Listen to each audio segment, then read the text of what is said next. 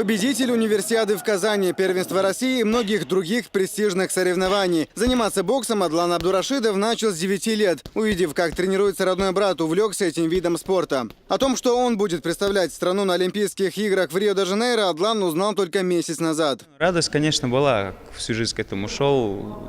Мечта любого спортсмена быть не просто участником, но чемпионом. И как бы первый шаг сделан, конечно, и дополнительная мотивация к тренировкам. Сейчас спортсмен активно готовится к Олимпиаде. Занятия по строгому графику, отрабатываются выносливость и техника ведения боя. Отдельное внимание правильной диете и здоровому сну. Бокс есть бокс, все в руках Всевышнего. Ну, я вот от себя могу сказать, что там нет боксера, у кого я не могу выиграть. Поэтому будем надеяться.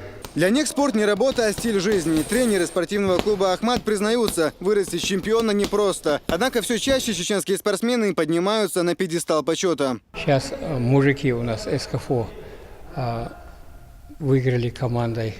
И так у нас в итоге 11 человек на чемпионат России готовятся сейчас на выезде, а не на сборах в городе Геленджик в Краснодарском крае.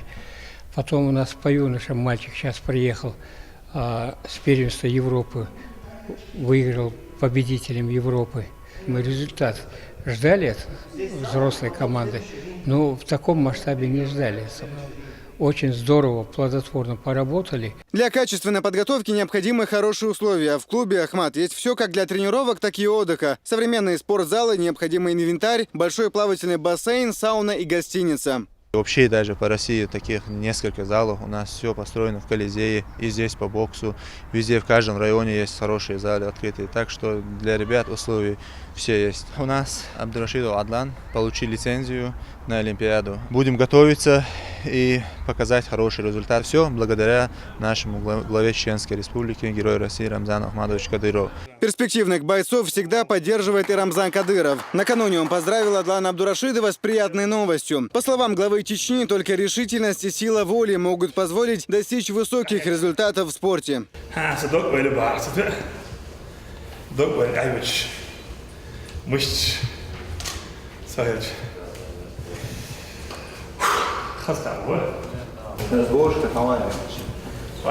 Беш, чемпионат России, кечем, беш тренер позвал. Потихоньку, что ты будешь дома сидеть? Я месяц отдыхал после чемпионата мира. Не расслаблялся, чтобы в Хавайи. А мы слышал? Ну, в принципе, декабрь, на клубе сбор, что-то. Мая, спокойно. Декабря. В клубе Лави Хуздесова. Сега вистор хорус, така раз. Онга вистор. Надо хвала.